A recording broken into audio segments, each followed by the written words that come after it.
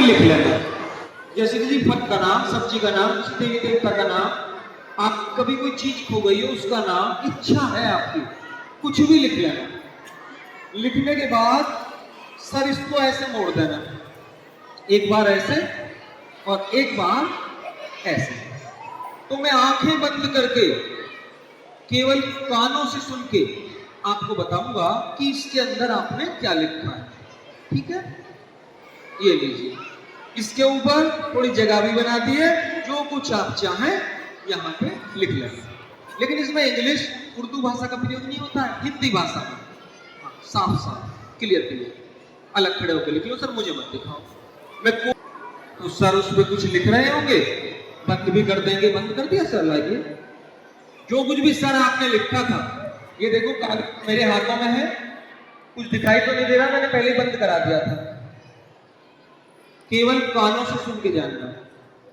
तो मुझे इस कागज की भी क्या आवश्यकता, मैं इसको फाड़ के इसके सर छोटे छोटे टुकड़े मैं अलग अलग ही किए देता हूं। सर जो कुछ आपने लिखा था वो फट के मेरे हाथों में, मैंने पढ़ा तो नहीं, लेकिन आप जो वहां खड़े होकर लिख रहे थे वो तो मेरी जेब में रखी हुई, इस डायरी में भी लिखा हुआ होगा, आप देख सकते हैं। सर जो सब आपने लिखे थे वही सब यहाँ सीधे वाले पेज पे लिख रहे होंगे सर, बराबर वाले पे, इधर वाले पे, यहाँ पे लिख रहे हैं सर।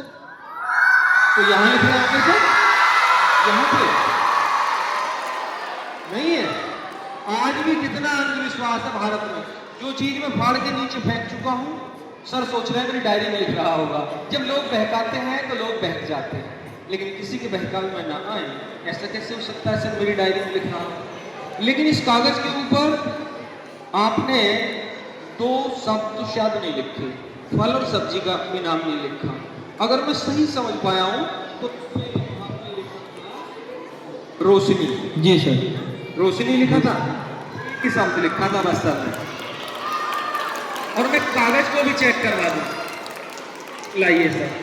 आप घर जाके सोचेंगे कि इसमें कोई माइक वाइक लग गया होगा, आवाज आ जाती होगी, ऐसी बात नहीं है, साधारण कागज है। अगर मैं कुछ इस पे लिख दूं तो सर आपको पता नहीं चलेगा। मान लीजिए देखो सर, मैंने यहां पर कुछ लिखा है और लिखने के बाद इसको ऐसे ही मोड़ दिया, तो ऐसे देखेंगे तो भी नहीं दिख रहा, सुनेंगे तो भी नहीं आवाज आ रही। आपकी जेब में रख दिया है मैंने, रख लो, पढ़ना मत, पढ़ना मत।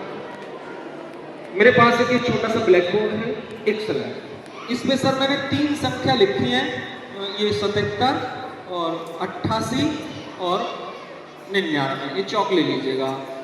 3 संख्या लिखी थी, 77, 88 और 99। इसमें से कोई सी भी एक संख्या को सर आप क्रॉस कर दीजिएगा, यानी काट दीजिएगा। दिखा के काट दो सभी को, सोच समझ के काटना बस, पक्का। 88 को काटोगे,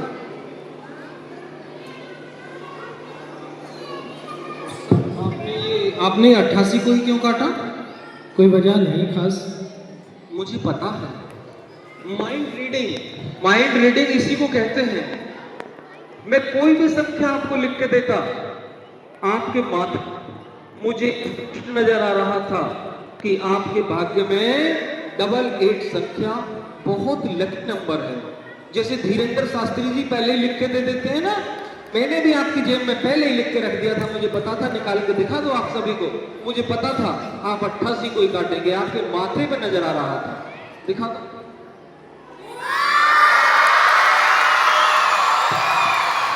लिखे ना सर डबल